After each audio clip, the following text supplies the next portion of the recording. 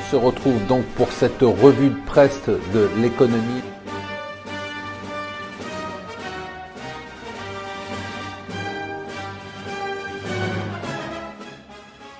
Bonjour et bienvenue sur mon financier pour le Morning Zapping vidéo. Nous sommes le mardi 5 juin et qu'est-ce qu'on peut dire? Eh bien, on peut dire contre toute attente, contre notre attente, le Nasdaq a encore flambé.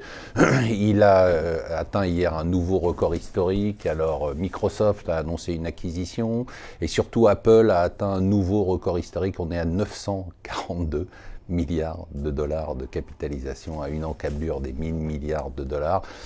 L'engouement pour les valeurs de la tech américaine continue. Il y a une prime à la domination écrasante de ces groupes américains. Nous, on reste toujours un peu prudents, mais pour l'instant, on a tort. Et le marché continue à s'envoler. Rome déjà s'attaque à la Banque Centrale Européenne en remarquant que pendant la crise italienne, la part des rachats d'obligations d'emprunt d'État italiens était inférieure aux achats habituels et que la Banque Centrale Européenne, pendant la crise, a plutôt privilégié les obligations allemandes que les obligations italiennes. Il crie donc au complot dans la vie des entreprises. Hier, c'est Accor qui s'est pris une énorme claque, 7% de baisse, puisqu'ils ont annoncé qu'ils voulaient racheter la part de l'État dans Air France éventuellement. C'est pas une très bonne idée de se rapprocher d'Air France pour l'instant. Alors, les Échos nous disent que le gouvernement est en train enfin de plancher sur une réduction des dépenses publiques.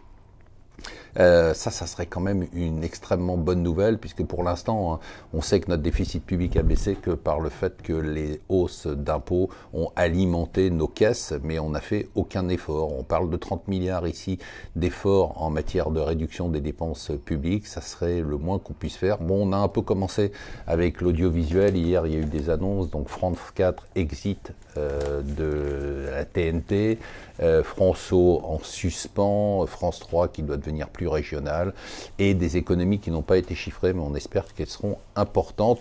Et enfin, les Italiens non seulement attaquent la BCE, mais ils s'attaquent aussi à l'immigration. C'est le patron de la Ligue, je vous rappelle, qui est devenu le ministre de l'Intérieur. Aujourd'hui, réunion des ministres de l'Intérieur de l'Union européenne au Luxembourg, ça risque d'être très chaud. Voilà, je vous souhaite une excellente journée.